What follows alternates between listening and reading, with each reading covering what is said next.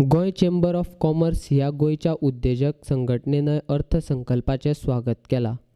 उद्देगाच्या नदरेन तशेंच नवीन तरणाटे जांकां उद्देग करपाची इच्छा आसा तांचे खातीरय हो अर्थसंकल्प फायद्याचोच आसा, अशें GCCIचो अध्यक्ष मनोज काकुलोन पत्रकारांक म्हायती दिली.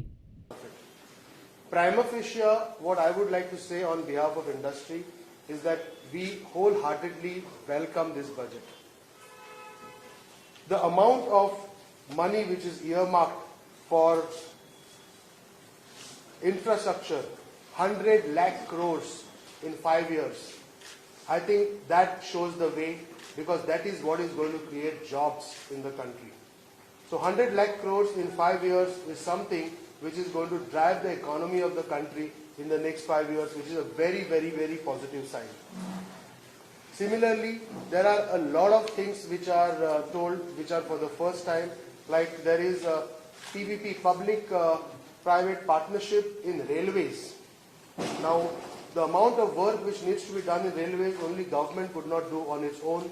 So, it is welcome sign that the private partnership is going to be now accepted in development of Indian railways.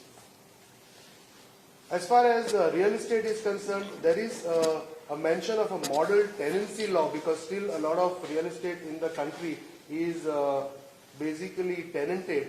So we have to wait for the details as to what it comes. But if it is good, then it will be.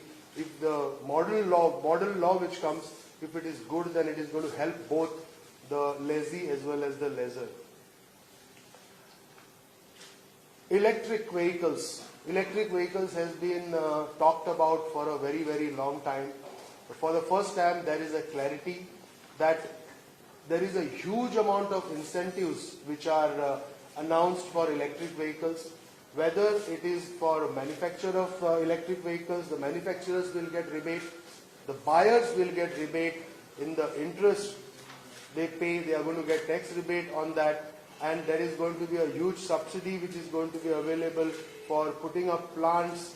There is a customs duty reduction and exemption on electric vehicle parts, solar kits, the lithium batteries. I think this goes to show the direction of the government that they are very, very serious about electric vehicles, and also complementing that the import duty on parts of normal vehicles is increased.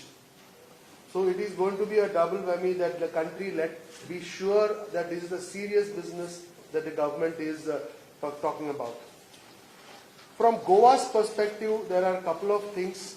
One is that the customs duty on cashew kernels is increased, which is going to help the Goan cashew growers, because there will be not much of cashew kernels coming into the country now, or it will come at a higher price. There is also a mention of fisheries management. Of course, we don't have much details. I've heard as much as all of you have. But once we have clarity on that, because we still have a huge community and a huge industry in Goa, the fishing industry, once we have clarity on that, then there should be something for Goa in that as well. Startups. Startups is the talk of the town today.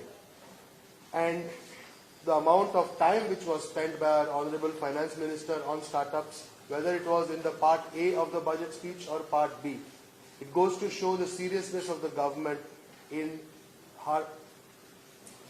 bringing up the startups in our country, or encouraging startups. There was a clarity given on the angel tax, which is going to be a very, very welcome sign for everybody. And very importantly, in order to boost startup, for the first time, there is going to be a dedicated TV channel, which is going to be, it's like an education for the startups, how to come up with. Whilst on the education front, I think the national education policy is a welcome sign.